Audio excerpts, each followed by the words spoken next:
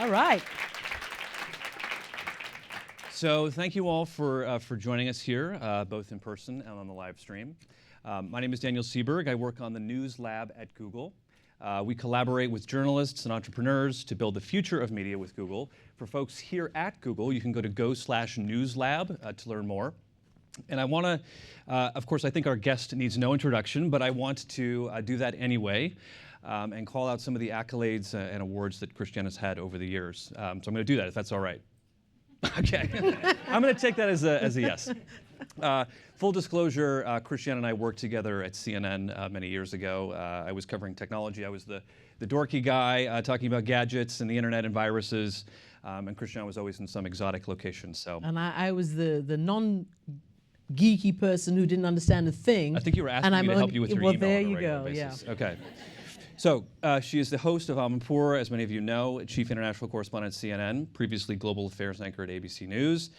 Her illustrious career began in journalism 3 decades ago, and we'll talk a little bit about those origins in a bit. Her international reporting began in 1990 as a correspondent for CNN, where she's reported on international crises in the Gulf War, Iraq, Afghanistan, North Korea, the Palestinian territories, Iran, Sudan, Israel, Pakistan, Somalia, Rwanda, the Balkans, Egypt, and Libya. Am I missing anything? Probably, but kind of reads like a list of reads like a list of vacation spots right. for many of us. Yeah. We just can't wait to go to some of those places. I still have the travel bug. Do you? Okay. Well, we'll talk about that in a second. She's interviewed most of the top world leaders over the past 2 decades and received every major broadcast award, including an inaugural Television Academy Award, 10 News and Documentary Emmys, 4 George Foster Peabody Awards, and 9 honorary degrees. She's a member of the American Academy of Arts and Sciences and a commander of the Most Excellent Order of the British Empire. You were born in London, as I recall. And an honorary citizen of Sarajevo. And to top it off, a graduate of the University of Rhode Island. Any other URI grads here in the? No. Okay. It's a small school, isn't it? A relatively small school? No, it's a big school. Oh, it's a big school. Okay. Big state small school state, Rhode big Island. Okay. Small state, big school. Okay. So listen, it's funny because I know we've sort of known each other over the years, and I, in my life, have done a number of interviews with lots of people, but when I got to thinking about doing this interview, I got all nervous, and I thought, my gosh, I'm interviewing Christiane Amanpour. She's this interviewer who's interviewed all these amazing world leaders. Who am I? How am I going to get this right? So I want to start off by getting some tips on interviewing from you, and I'm going to try to steal some of those. You secrets don't and really tips think I'm going to give you my secrets, do you? I mean, it's just us, right? No, I mean, it's what really could not possibly just go wrong? us. Actually, you It's know not what? only not just us here, it's not just us connected no, it's kind online. of, virtually everywhere. Yeah, virtually. You know what I want to know? I want to know how and why some of these world leaders keep coming back to you when you're certainly less than nice, shall we say, to some of them? It's a good question. Some people think I'm too tough and they don't agree to talk to me, and that's a problem. Yeah. And there are quite, hefty holes in my world leader, selection. I'm still working on a lot of them. But if you really want me to give you one tip, the only tip I really know is to be thoroughly informed. And when you go to sit in front of a world leader or somebody who has a major position of responsibility, and you're meant to get information or hold them accountable, you can't just prepare as if you were preparing for a soundbite interview, for a 3-minute interview. And there's a huge amount of research and self-education that goes into it. And I have a fantastic team, some of them are here, who really help me. And it's really vital because that's it. I mean, when you're sitting in front of somebody and you have to ask them, questions that may be the last questions you ever ask this person, because maybe you'll never see them again, either they won't let you or you won't have that opportunity. Your role and your job is not to be liked and not to necessarily sit down and have a nice sort of, scratch my back, I'll scratch yours kind of conversation. You've got to get in there and get the kind of answers that actually our viewers want us to get. And it is true that in America, the tone of an interview is much more genteel and friendly, even with a leader, than it is in England. As a comparison, there's a famous broadcast interviewer called Jeremy Paxman in England. Yes, sure. And he's known as the pit bull, the interrogator. I'm nowhere near Newsnight his level. was Newsnight, his yes. show, yes. But it takes balls to sit in front of a world leader and just hold them accountable.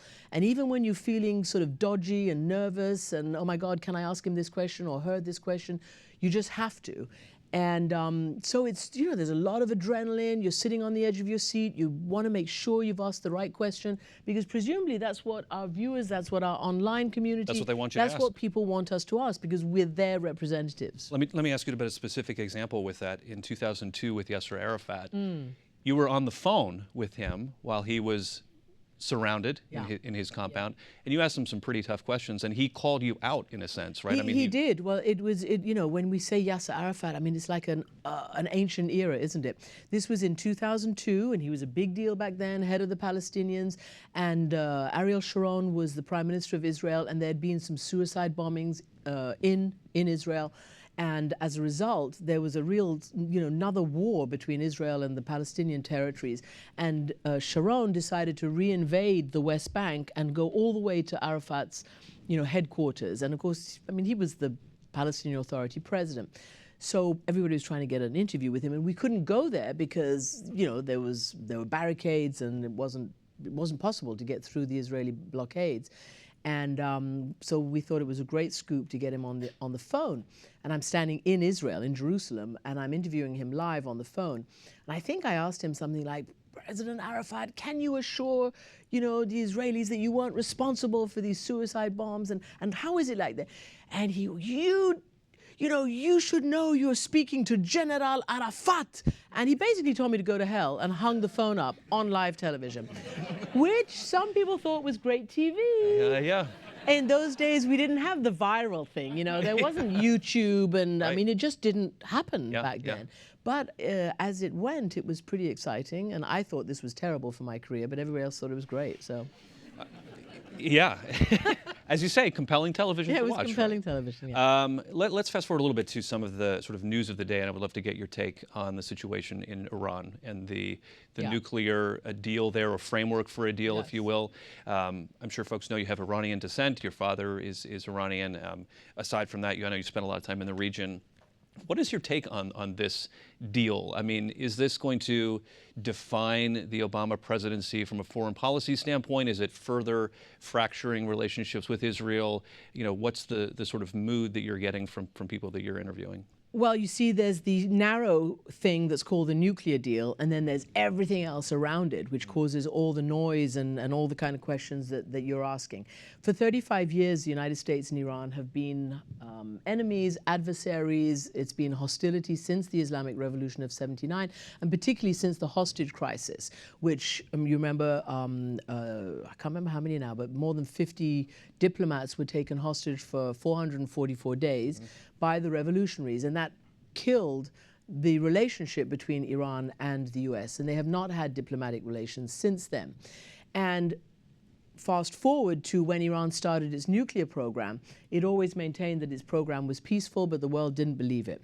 And so there has been a huge amount of, again, tension between Iran and the rest of the world. Never mind the other stuff that it's accused of: terrorism, supporting the bad guys in Lebanon, in the Palestinian territories, etc. Plus human rights and oppression of people at home. But just strictly on the nuclear matter, nobody could figure out how to deal with Iran. You know, what are you going to do? Bomb them?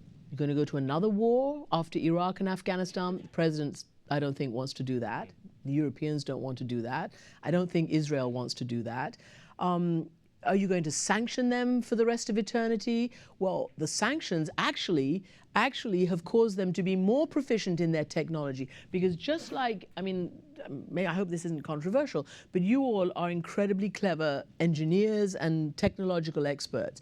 And as you know, Iranians are also very, very clever technology and engineers, and many of them are in Silicon Valley. But those at home have managed to build their own nuclear program at home from scratch. Centrifuges, mastering the enrichment cycle, the fuel cycle, and all the rest.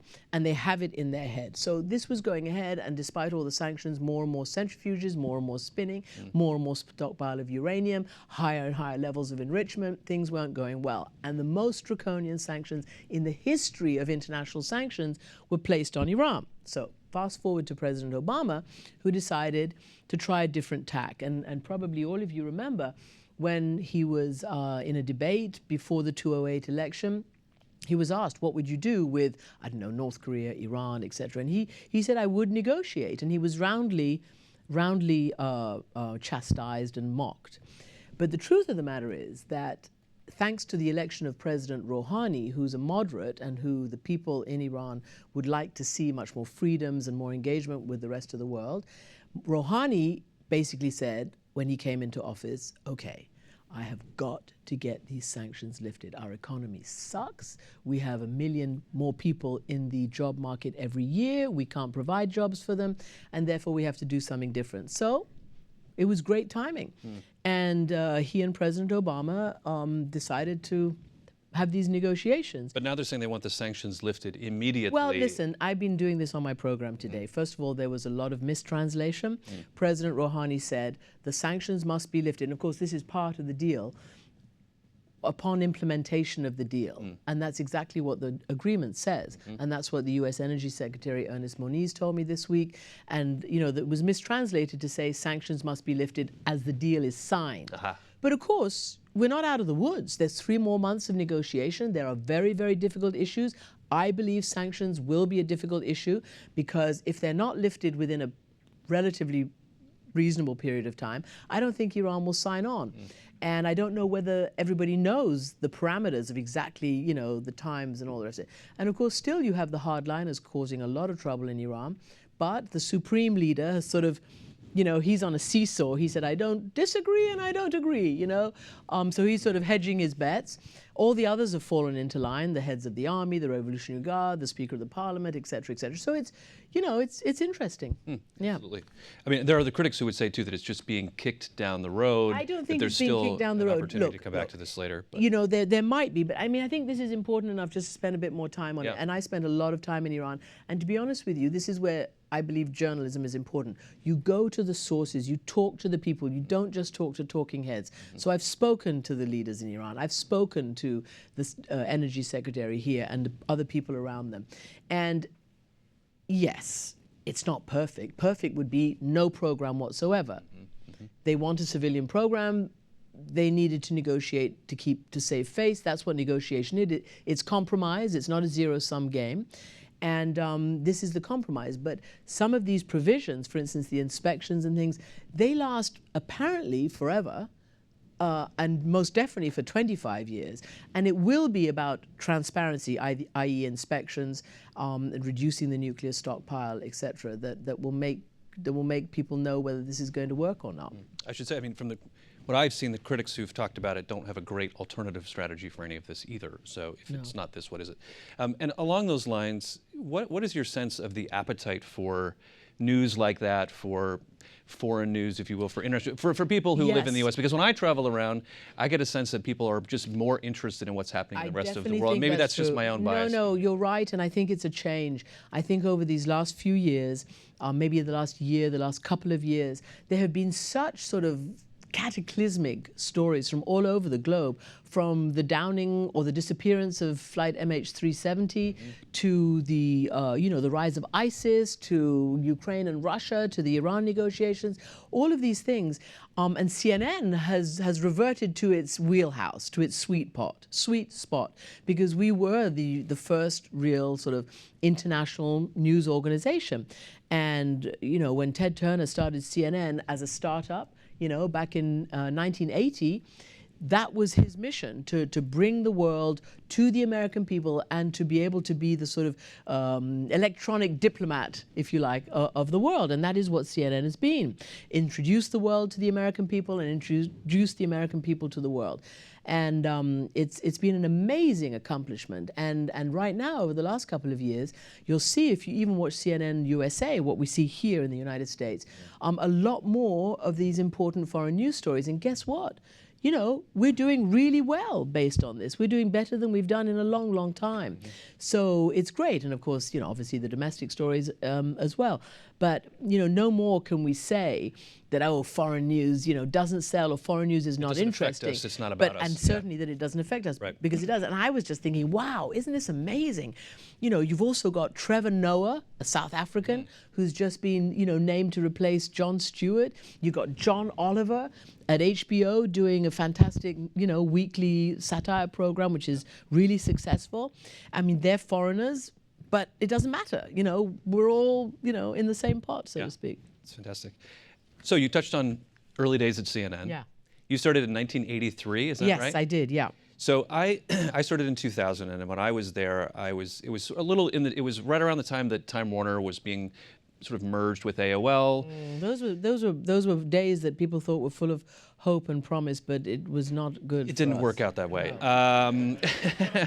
Maybe we can get into that another time. But when I was there, I heard stories about the sort of early days of CNN, that Ted would come down in his pajamas and be in the control room and be talking to the people there. And I mean, what was your interaction with him like? Those kind of, as you say, it was like a startup, and nobody knew if it was going to succeed. I mean, it was... Nobody knew, and if you read the books, and remember, I wasn't there from day one, but it was still really young when I got there.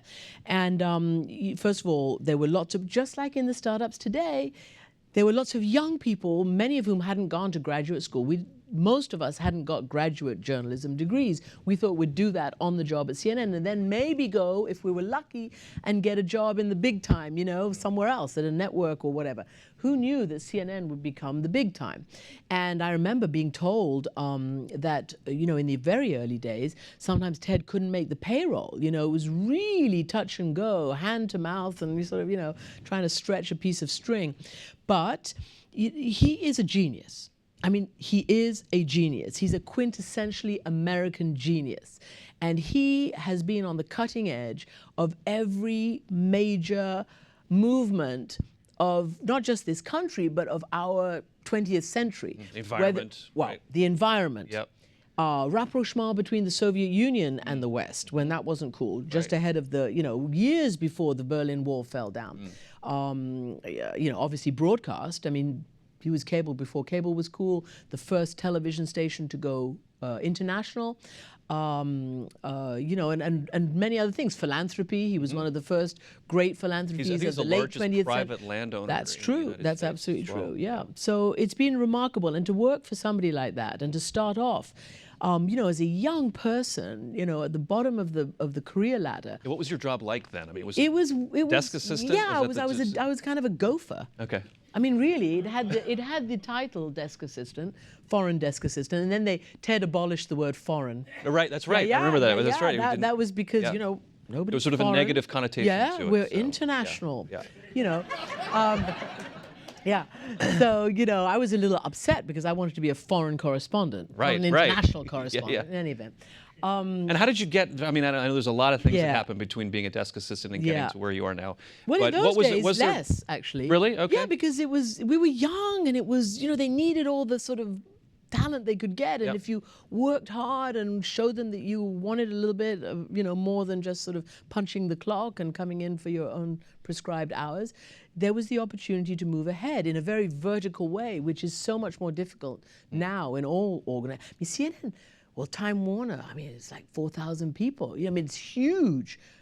We were like maybe a couple of hundred people at CNN at that time. Yeah. So it was little, really little. So I was on the desk. I did a lot of dusting and cleaning. I did a lot of talking to the correspondents and typing in their scripts, because we didn't have what we have now, right? We didn't have, email and all the rest of it. There was a little bit of top line kind of in-house messaging, but sitting in the feed room and logging the feeds that came in from all over the world, and every minute just feeling more and more excited about wanting to get out there. So I then taught myself how to write for the news. In other words, I would come in on my own time, bug the producers, please, can I write something for you, please? And I would come in on the weekends and this and that, and gradually I worked my way up, and then I became a producer, and then in a moment of sort of, I need something more. If you're not going to let me be a correspondent, I'm going to have to leave. So I did. But luckily, we had a really wonderful president called Bert Reinhardt. He's not alive anymore, but he was a great, great guy. And he said to a colleague in New York, he said, this girl, she's okay.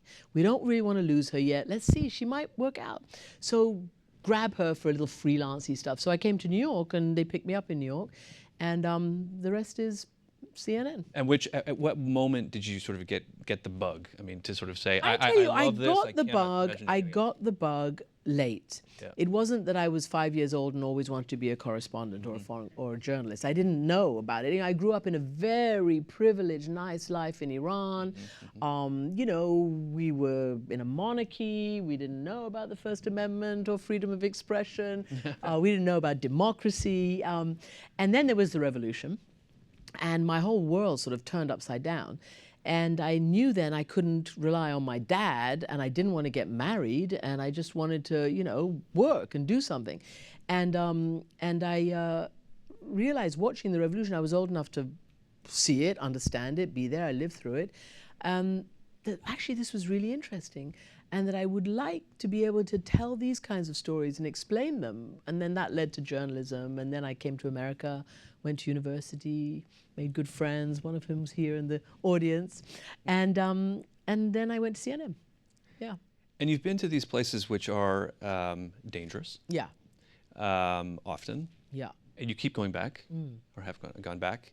And I can't imagine how this doesn't affect you in some way, emotionally, psychologically. I mean, like a lot of war correspondents or others who are exposed to these types of atrocities and harrowing events.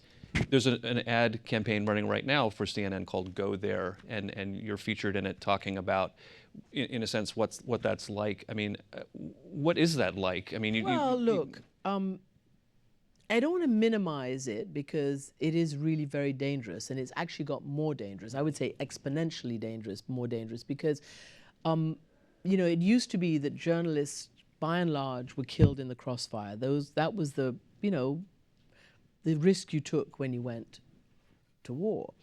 But now journalists are deliberately targeted. You've seen the truly horrendous stuff that's been going on with our colleagues who've been beheaded by ISIS. You have seen people all over the world thrown in jail, abused, you know, shut down. Even in this country, you've had, you know, practically prosecutions of certain journalists. I mean, it hasn't happened, but, you know, a lot of pressure on journalists because of various, you know, sourcing and not wanting to release their sources, etc. So it's really, really difficult and really dangerous. And I spent a lot of time doing that, you know, for an extended period of time. I always say that had I been married or had a kid, I probably wouldn't have been able to do that then, because you have a responsibility when you have a family to stay alive. And when you're young, you don't think... It's true. When you're young, you don't think about that, you know, you think you're immortal. Yeah. And you just want to do the story. But the older I get, the more I realize that it has had a very, very, you know, deep toll. It's taken a tough toll on me. And, you know, I'm very lucky that I have a very good family and very good friends, and I'm able to put my energy that might, you know, destroy me into my work still. But, you know, I've seen some horrible things. I've also seen some great things. And I've also seen how this platform can really make a difference. I would say that we made a difference in Bosnia. We made a difference in Kosovo. The problem was that we weren't there in Rwanda, so we made a difference for the bad. Something terrible happened in Rwanda because we weren't there in a critical mass. And, you know, so I'm very conscious of the massive power of this platform and how I use it. And I'm conscious now that I have a voice and I have a big megaphone at CNN, and how to use it is very, very important to me. Let's sort of build on that for a second. So you also have 1.3 million Twitter followers. Do I? I'm one of them, by the way. Good. I'm sure some people in here are as well. And I know that you were very involved in covering the Arab Spring and what grew out of that. You know, television as a platform is obviously still very powerful, and CNN manifests in lots of different ways, CNN.com, you know, mobile devices and so on. But I would love to get your take on the role of social media during the Arab Spring and kind of after that, and if you've seen it in other parts of the world and galvanizing people around ideas. It's a very complex question, because you can say, oh, wow, it's great, and it causes revolutions and this and that. I don't actually think it does. I think what social media in this, I'm talking now about the Arab Spring and other countries that don't have other ways of political, you know, organization. The social media has been the only method of political organization, and that has been phenomenally important, really phenomenally important. in countries like Iran, where people actually are not meant to be on social media, but of course they're so smart that they keep figuring out how to get across firewalls, and it's a cat and mouse, game with the authorities. They try to cut it down, and China, I mean, all these other places, they can really reach out, and it's really very, very important, because sometimes it's the only connection, and as I said, more importantly, the only political organization. So that's one thing, that's good. But I think you'll find that a lot of people in the Arab Spring, like, the people, oh my God, his name has just gone out of my, Walid, no, not Walid. Anyway, you remember the guy who was so famous, who created the big platform in Egypt? Wael Ghonim, yes. Wael Ghonim, yeah. I think he and others like him are disappointed because maybe they put too much belief and all their hopes for the future of government in this platform, and I mean, I don't want to say the ease, because it came at a high price. A lot of people were killed in Egypt before there was the revolution, but nonetheless it happened fairly quickly. The revolution in Iran in 1978 took a year. In Egypt it took a couple of weeks. That's a huge, and media and social media is partly responsible for accelerating that for sure. But then what happens afterwards? So I think there's that to consider as well. I like social media for myself because I like to use it for my show, and I like to be able to reach an audience that doesn't necessarily watch television. Now, I can't believe that people don't watch television. As I say, I'm a dinosaur, but if you ask my son, and people apparently up to 40 or whatever, they don't watch television. So yes, CNN is doing all these multi-platforms so that people can actually go and get all this stuff in the best, most convenient, most tech way they want. And that's what's happening, and that's what it is. So that's great. Now, I have a son, young people, and I want to know whether they're fully aware of some of the intrusions, some of the lack of privacy, some of the, you can't take it back kind of reality that our young people grow up in right now. I'm constantly telling him, don't be on your smartphone all the time. Look at people, talk, converse, learn, read. Hey, listen, he's super smart and he's really good. But that kind of worries me. I once thought to myself, I should do a little mini doc. I used to ride my bike to work every day, and every day I would see, mothers or fathers or nannies or sitters or whatever with the kids. They weren't looking at the kids or talking to the kids like this, you know. Yeah. And I wonder what that does for communications. I wonder what it does for, brain rewiring. And I wonder what it does for young people to make ordinary mistakes. People make mistakes in their life, but now, every mistake is there for the taking. Mm-hmm. So I think that's interesting. And then, we have some of the controversies even around Google, around the NSA, around what the government, PRISM and all of these things, people, the world is, we're all way too plugged in my view. Mm. Do I want all my emails rerouted through the NSA or whatever? No. It probably goes back to awareness. You saw right? John Oliver talking to Edward Snowden, yes. right? Well, I'm not going to pick up what he said about the pictures, but you know what I mean. Yeah. Yeah. It's a good point. So listen, I want to dig into your sort of career arc a little bit, if we can. Ben Sherwood, president of ABC News. I'm trying to imagine how the This Week conversations came to be when you He wasn't the president of ABC News. Oh, that's right. He wasn't at the time. Yes. When I started. I wasn't hired by him. Okay. Yeah. So, but how did it start? What was the kind of genesis? Well, again, it was sort of serendipitous. They had moved people around. George Stephanopoulos was, I think, going to Morning News. Good Morning America, rather. Yep. And just a series of conversations between David Weston and some other of my friends at ABC and at Disney, that this might be a good idea. And I like to think that maybe it was an idea ahead of its time, because I had clearly I wasn't going there to be, a Sunday morning political anchor in Washington. Mm-hmm. That wasn't what I thought I was doing or what I had agreed to do. or nor what I would be good at, because that's not my wheelhouse. That's not what I've done. So I hoped to be able to simply broaden the conversation to, yes, do, politics, maybe do it slightly differently than had been done in the past, maybe break the form, not break, but break out a little bit, and do a lot more of the world, which we're seeing now. So I say maybe I was ahead of my time. What can I tell you?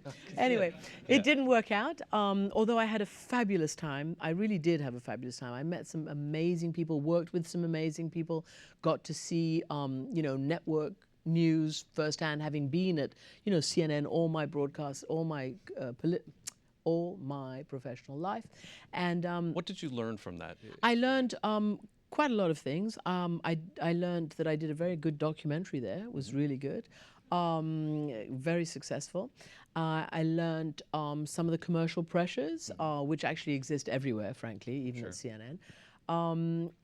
I learned also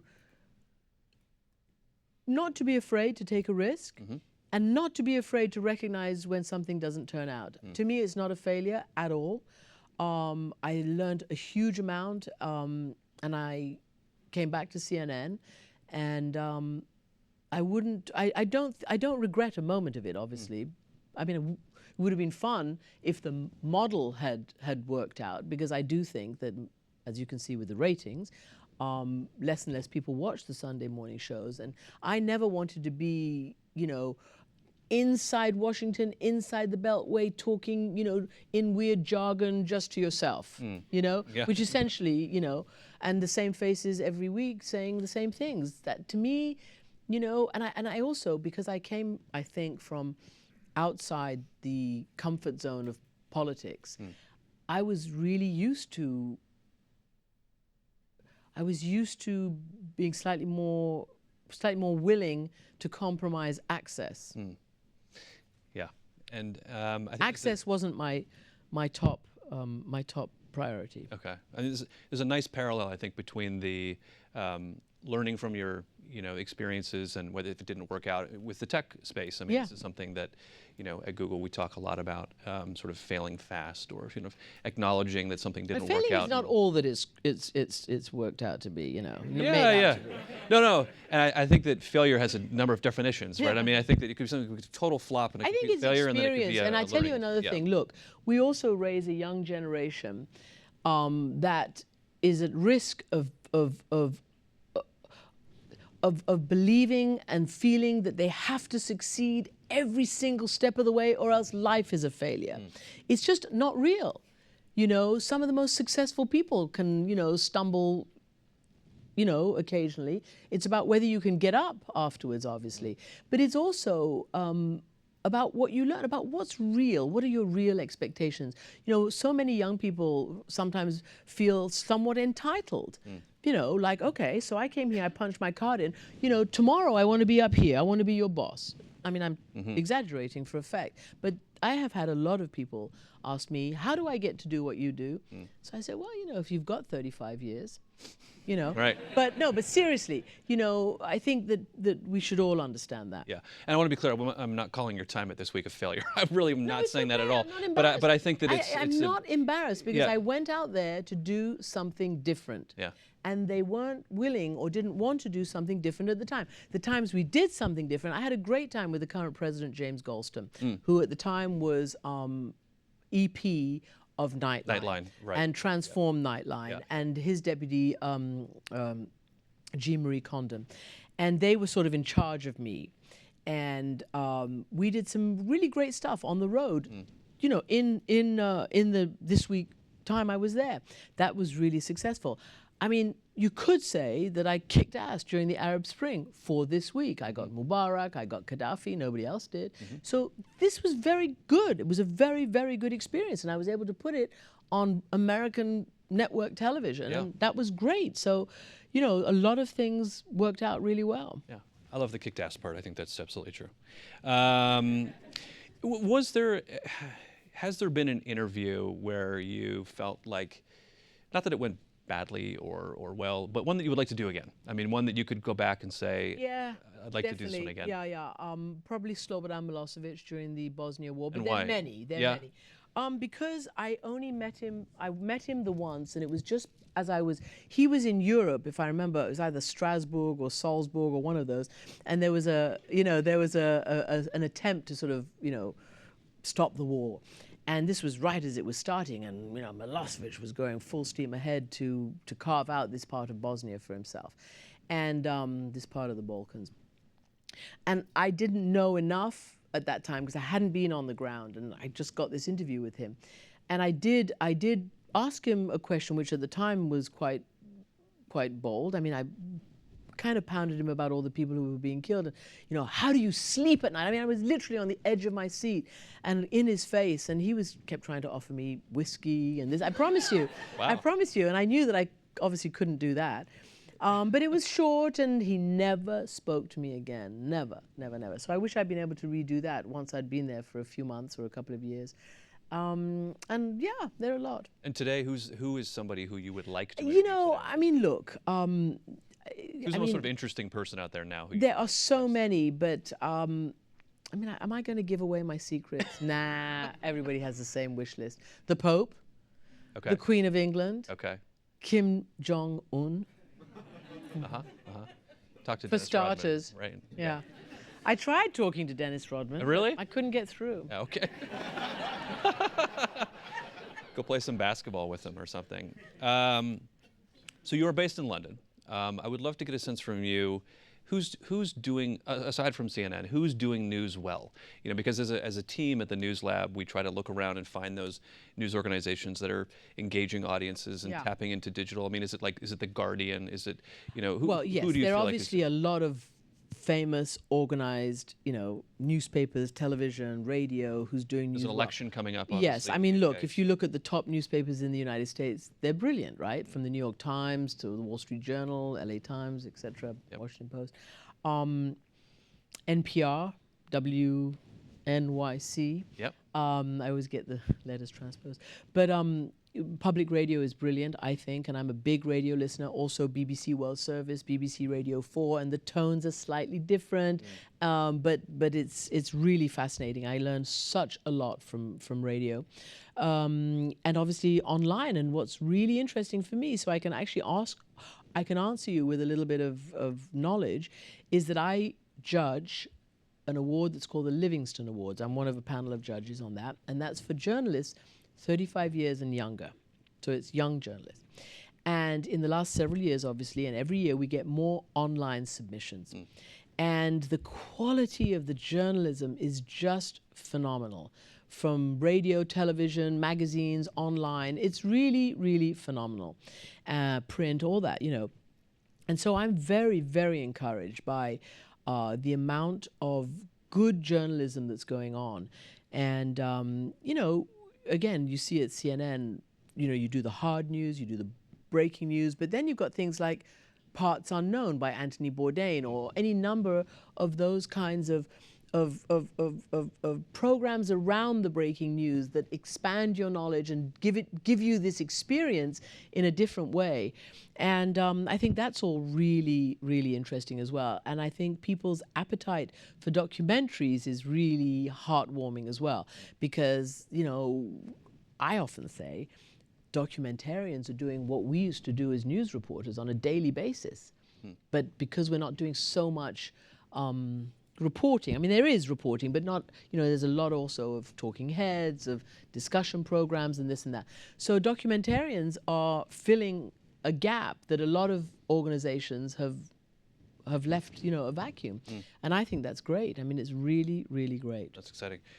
I have more questions. There are microphones in the room. There are two of them there. So if you have questions, please line up and we will call on you shortly. I guess I want to just touch a little bit on the idea of journalism as a whole and media moving forward. And do you see that the media industry is a little less risk averse these days? I mean, is that what's necessary? There's a lot of concern and hand-wringing about the future of it. Listen, bottom line. We have been, sort of wringing our hands about the future of journalism for a long, long time. And, you know, it's still here, still alive and well. We're still reporting for duty. And you know, I think, you know, news of its demise is obviously, you know, way overblown. And it just depends on how you do it. Yes, there are periods of troughs and valleys and peaks and all the rest of it. And I just think we're at a good place right now. I really do. I mean, it's kind of depressingly good. I mean, there's so much news, and there's so, even I can't keep my head on straight. And I have a daily program that airs on CNN International and online. You can all see it at cnn.com, amanpour.com, and it's really the interviews and the world leaders around the breaking news. And it's just, whoa, it's like every day you wake up and there's something cataclysmic that's happened overnight. And I think we'll all be gainfully employed for a long time. I read something recently that... Which is great, because there's a lot of opportunity for young journalists, I think. Yeah. A lot of opportunity. You know, journalism schools were worried for a period of time. You know, what are we going to do? What are we going to do with all these students and journalists who we freshly mint and send out? There's a lot of space for them right now, I think. I read recently, I'm paraphrasing, but it was that some media companies are in trouble, because some of them are, but the journalism as a whole is in this almost like a renaissance period of, you know, between data journalism and access to audiences. Yeah. I think what we do have to be absolutely clear about, I think we have to be tough and rigorous and be the eyes and ears of our viewers, our clickers, our online watchers, on everybody. Do you know what I mean? Because I think you don't want to be too cozy as a journalist. You really, and you want to be able to look at yourself and look inwards and have really, you know, rigorous self-critiques, if you like. You know, what went right, what went wrong. And I think that's why people like Jon Stewart, Stephen Colbert, the late night comics have done so well, because I think for a period of time there was a credibility gap. And they filled that gap in a different way, in a way that used satire and humor, but that they became so trusted. And I think we need to understand why, and understand that we, you know, trust is our bread and butter. We have to be trusted by the people who turn to us. And we have to be trusted to do the right thing and the rigorous thing and the honest thing. And, you know, credibility is our coin of the realm. It's a big responsibility. There are lots of questions, so we'll start maybe over here. That gentleman was first. Sorry, this might be a little bit odd, but I guess the question fundamentally is, what should Google do? Imagine that we said to you, just tell us one thing to either build or fix, whatever it is you want, something you need that you don't have today. You, Christiane, personally, or the... You personally, okay? For your personal life or for your work, whichever. If you had absolute control and you could get Google to build something, what would it be? Golly. Imagine the power. Wow. Is Larry watching right now? What's that thing called that transports you to different centuries? One of those. Like a time machine? Yeah, time machine and a teleporter. Okay. Yeah. Yeah. Yes. Like in an hour or two? I mean, look, I would like to say build something that could cure disease, you know, the most common diseases. I mean, Bill Gates is doing his best, but is there some way you can build some fantastic, you know, vaccine or whatever to kill things like malaria and all the rest of it? Or do something that makes all kids go to school, those who want to go to school and who need to go to school. 62 million girls are out of school today in the developing world. I don't know, is there some chip you could implant? No, I'm kidding. But you know what I mean. Do something that protects women from the daily assaults that they face every single day in this country and every other country for no good reason other than they're women. You know, so those are the big issues that I care about. But what a great question. I haven't given you a good answer because I'm not, you know, technologically or engineeringly savvy enough.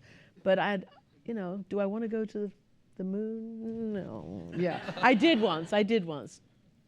Cool. Thank you. We'll go to this side next. Yeah. Hi, thanks for being here. My question is about a book, which is about your grandma, I guess, by Behnoud. Gosh, I don't know anything about this book. Okay. So, I really don't. So then I have no question. Oh. Oh. So you're Persian, obviously. Yes. Yes. So maybe I ask you... What did it say about my grandma? very great things as a role model. She's a role model for me. Really? Yeah. What's her name? Khanum. Okay, so I should give the Yes. give you This the is news to me. Okay, so I We'll look want into to it. know, is there any impact on you and your success from any women in your family? Yeah, I would think my mother actually is my role model, not because of what she said or did or how she may have, led me, but because she, as a woman in Iran, married to an Iranian man, I never, ever, ever, ever got the message from her or my father that because I was a girl, anything was off limits to me. And that has been the most important lesson in my life. Really, it has, because it was not told. It was something I just picked up. And growing up in a patriarchal society, in an Islamic society, I still never, ever, ever, ever thought that I couldn't do anything, because of my gender. As long as I worked hard and had some kind of abilities and competence, I could do that whether I was a girl or a boy. And I think that was very important for me, obviously. I love hearing that. As the father of two girls. Yeah, I love hearing really important. yeah, Jenna. Hi, I like your nail polish. Thank you. I was sitting in the front row. so My I noticed producer will be very happy to hear that. Yeah. We sometimes, we sometimes talk about what colors I should put up there. Well, you're at Google, so it's important to be colorful. I'm Jana. I work in the Google Ideas team here in New York, and we're basically Google's free expression group. We focus on the user that we believe is most in distress or most at risk, so people living in places where there's conflict, geopolitical instability, censorship, etc. And so as a result, journalists are both very important partners and users for us. And so we've started to do more and more in this space, for example, creating a centralized online repository so journalists can collaborate on investigations across borders. We're also very interested in the role that we can play in verifying user-generated video content on YouTube, particularly in war zones and conflict areas. My question to you is, what do you think that Google should be doing to help journalists promote free expression? Well,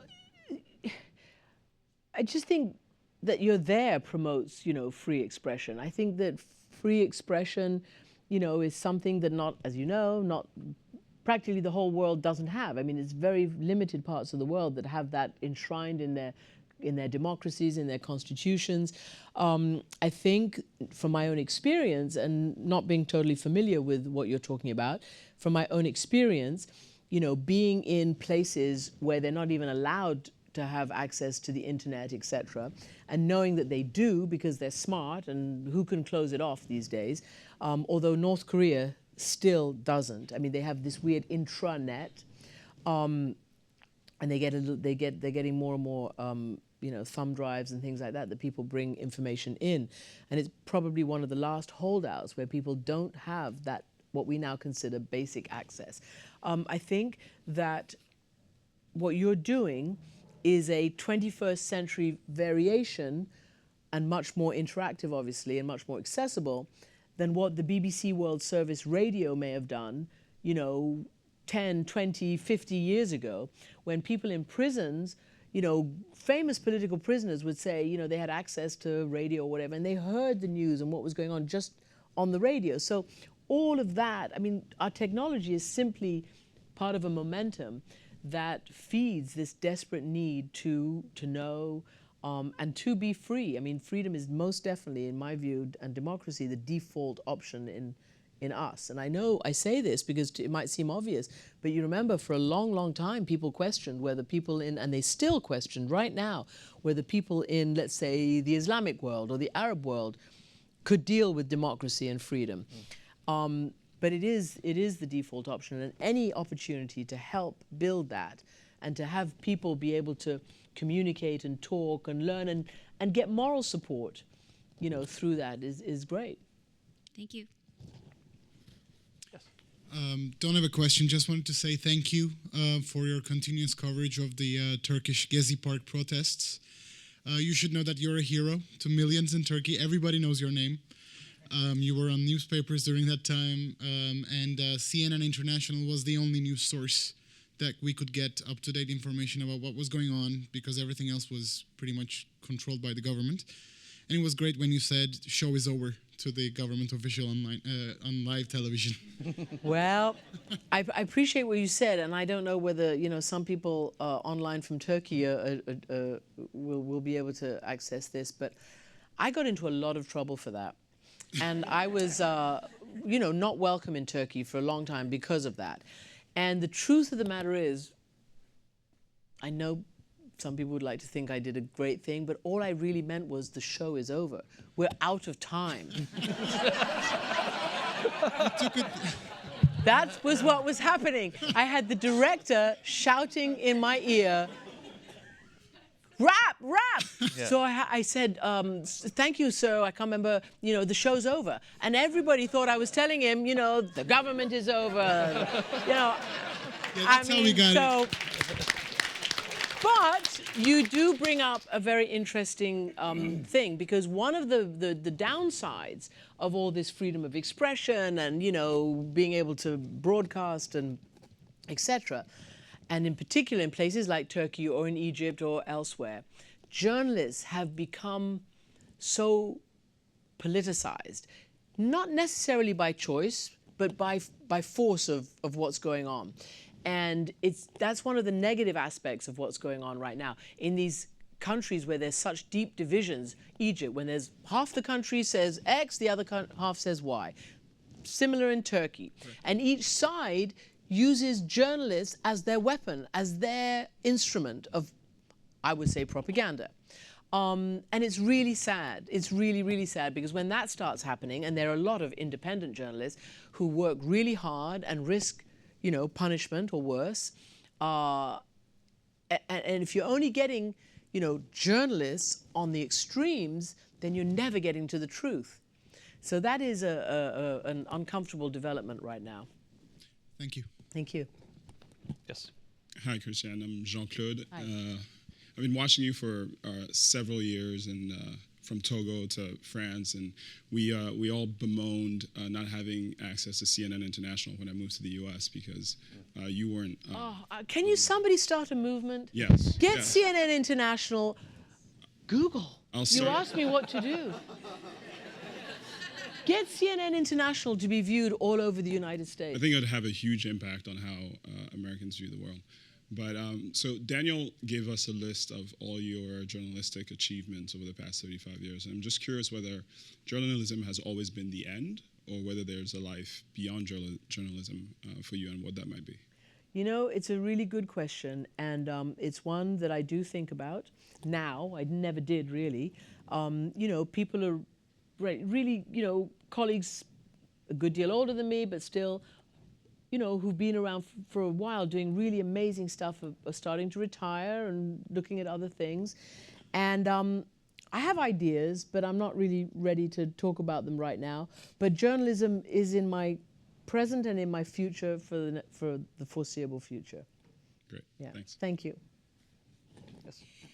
So my question has to do with your foreign background. Yes. Do you ever find yourself struggling to stay objective when you report on issues that have to do with the Middle East or the Great Britain? And if so, how do you put your personal bias and emotions and memories aside to basically stay objective?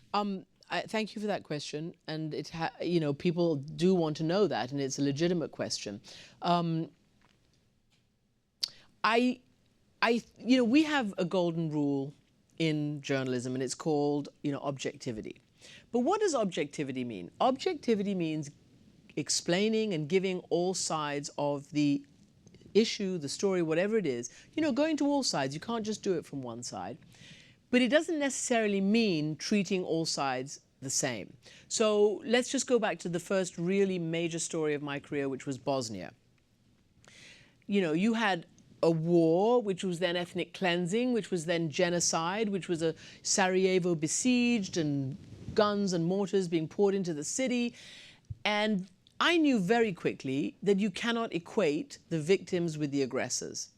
So, I was accused of losing my objectivity and siding pro-Muslim, right? Yes, at the time it was, yes. Yeah. And, it made me really think about this. And I realized then what I've just told you, that objectivity is not a false neutrality.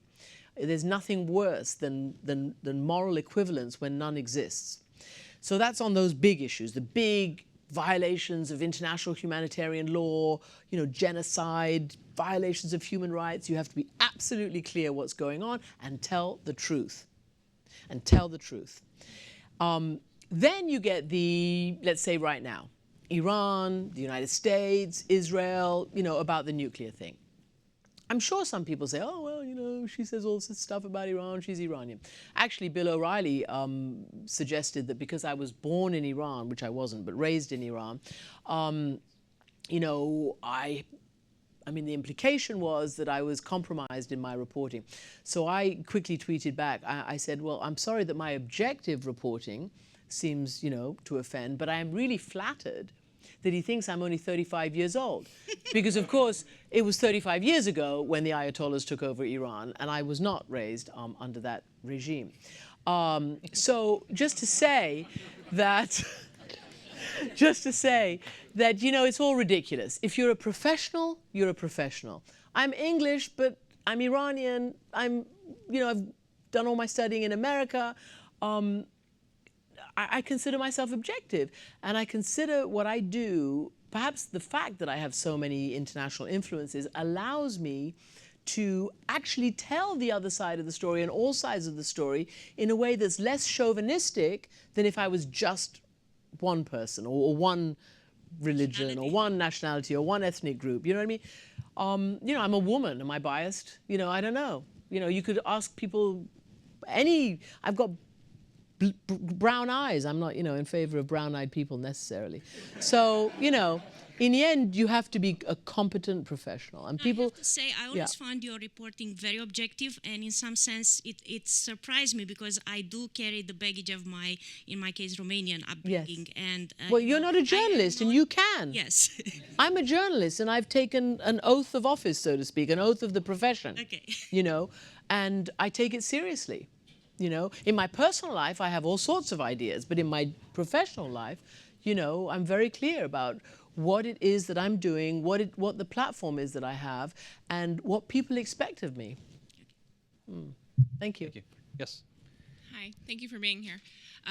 As an appropriate segue from that question, perhaps, I want to go back to you discussing how programming outside of just direct journalism, like the Anthony Bourdains of the world, have really contributed to this possibility of bringing down walls and being able to be a little bit more objective, or at least more understanding of news. My hope is that we can look forward to a Amanpour virtual reality experience. Ooh, what's that? Tell me. Is that good? I hope so. What is that? So you are probably familiar with the Oculus Rift and Google's more humble Cardboard. Oh my god, this is something we can talk offline and explore this.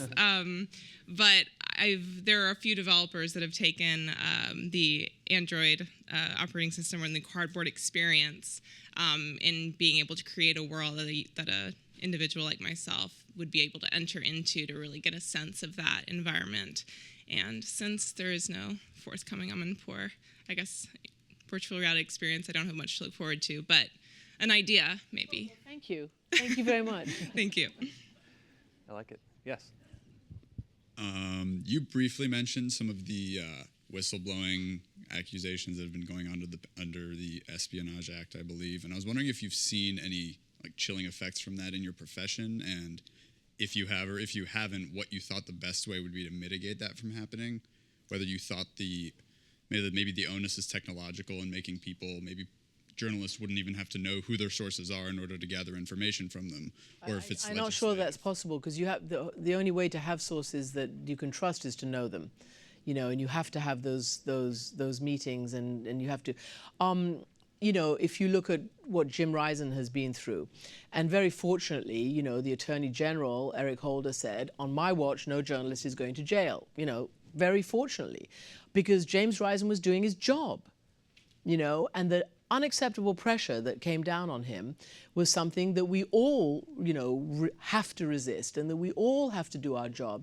And the problem is, okay, here we're talking about a democracy. Here we are in the United States. There are laws, there's the Constitution, there's a legal system. But outside, people are pressured to doing, things that they shouldn't be doing, or that, giving up sources, giving up names on the, at the end of a barrel of a gun, at the end of a knife across the throat. And we just have to understand, and all our organizations need to stand up to us, for us, that there are rules for a reason. And if we are solid and sure about our sources and about our information, then we should be able to print, to broadcast, to put online or whatever. Now, having said that, there are clearly areas where, let's say I go to cover wars, there's this whole issue of military security. I would never break that, never. If I'm traveling with a unit, I would never break that, because, well, first and foremost, I don't want to get killed if the enemy knows what I'm doing, and who I'm traveling with. And secondly, that's the trade-off that you make. But, I don't know whether this whole sort of mega technological society that we live in makes that harder or less hard, the whole sort of surveillance thing. But I think that what we've been through and what we've been exposed to by all these revelations is very sobering. And we, perhaps it's not as bad as some say, but it's most definitely something that we need to hold the line against, I think. How can we also prevent a survey or an intelligence agency from pulling the national security card? Well, they do. And I just mentioned PRISM, and if I'm not mistaken, correct me if I'm wrong. This is what Edward Snowden said. Companies such as Google, Yahoo, all the, many others, the government would like them to be, their online sheriffs. Sure. This is the world we live in. We all have to ask ourselves questions about, how appropriate, how far do we go, Thank you. Thank you. Thanks. All right. Yes. A couple more. Thank you for coming. I have a question on trust in general. So trust is a really big issue. It has been a company, OKR, that we got all right, good enough. But my question is, how do you see that trust on journalism itself, or what journalists are saying, has been decreasing over the years? So especially because of blogs, for example. I used to read editorials and then didn't quite read the first page. Page 3 was always somewhat bogus, made-up stories, but I knew that. I had different trust factors depending on which page of the newspaper I'm reading. Then so long over the years, I've obviously switched off TV. I'm out of newspaper. I don't have any subscription newspaper. And I find my generation, or folks who are coming even more so, they don't trust what is being said by people who are in between a country far off and here. Rather, I would read a blog about someone who is actually on the spot and living there, right? Because it's possible now. So yeah, look, Americans remember Walter Cronkite. He was the most trusted man in America, and he gave you the news at 6 or 6:30, whenever it was, and that was that, and you trusted that he was absolutely honest, and he was a brilliant journalist. Fast forward all to now, and the trust level has most definitely diminished, and it's not just because of the explosion of different platforms and blogs and things like that. There are many reasons for it. Trust in general for institutions has diminished, whether it's for government, whether it's for, there's the Edelman Trust Barometer, and it's quite scary to see how, lots of the sort of civil society organizations, the trust level is down very, very much. That's why I keep talking about trust and credibility and honesty. And, in this world where we talk about brands, people have to know who they're getting their information from. That's what I think. So, you build up a relationship with a person or an organization or a show or a newspaper or whatever it might be. And, you trust based on your experience and based on how they measure up. But I think trust in our business is fundamental. And if we don't have the trust of our audience, then we're just, pissing in the wind, really. What's the point? And I think there's a fascinating discussion around recovering from losing that trust too, like a tailwind or something like that. Well, that is I think we did story. something very important. Tailwind was a very bad moment for CNN. And that was back in 1998, I think, 7 or 8. And Newsstand had just started. But right? but you remember because I don't know whether you were there yet. Just before I got there. But they took a very firm stand very quickly. Can you just very recap quickly. it quickly for folks who No, don't I know? can't. Really. Okay. I mean, I sort of can. Basically, Yeah. it was a program where a false allegation was made that the U.S. military used, I think, chemical weapons in Vietnam, and it was a mistake, and it wasn't apparently true. It wasn't true, and you know, we had to retract it. People lost their jobs, heads rolled, and CNN did the right thing. CNN did the right thing by you know, owning it, owning up to it, and doing it. And look, you know, we see that in different ways today. I mean, you know, obviously the German wings disaster. You know, the officials of the airlines, the government officials, they all came out so much faster than what had happened when MH370 went missing. Look at what happened in South Carolina yesterday. The mayor and the police chief came out, you know, pretty quickly compared to what happened in previous instances, like in Ferguson and all the rest of it. So, yeah. Yeah. All right, I think we have time for just one more question. Go ahead. I'll be quick, I promise. Thank you so much, Christine. So I'm from Venezuela. My name is Paula, and I know you've been interviewing a couple of presidents there. As you may know, well, just as my Turkish friend, we don't have like freedom of expression, basically. Like all the news are owned by the government. Yep. And that led to basically a movement of my generation going, having their news and doing their news in social media, using YouTube as a platform, basically. I guess, well, we're super like patriotic and we're really passionate. My generation's really passionate. I guess my question is like, from your experience, what have you seen in other countries that social media viral? Yeah, well, I think that, you know, you just hit the nail on the head. And I think this is what CNN did when we first went international. We provided an independent news menu in countries where they only had state television or state media. So it's still happening. It's happening in your country. It's happening in many other countries where there is not freedom of the press. And in fact, there's the opposite. Those who try are sent to jail and worse. So yes, that's another reason, you know, why social media is so incredibly important, because so many people get their news from Twitter, from social media, and it is incredible the way everybody has harnessed Twitter. I mean, you know, the supreme leader of Iran, Ayatollah Khamenei, was busy tweeting up a storm today, and that's, you know, his first weighing in on the nuclear deal. So, but now everybody's getting into it. Yeah. So. Yeah, I mean, I was going to say, you know, you're right. You only have that, and I mean, the worst horrible thing is when you have somebody like ISIS using our technology so well for their own propaganda, whether it's their social media, whether it's their YouTube videos, and it is scary. So that's what I say by the whole cat and mouse thing. For everything we do or they do, somebody else can do one better, and it's not all used for good purposes.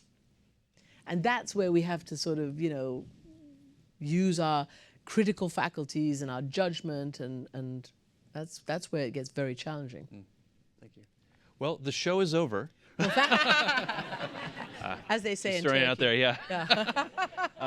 But I want to thank you so much for you. coming in here this afternoon, sharing your thoughts and insights with us and the online audience as well. And let's give Christiane a round. Thank you, guys. Thank you very much.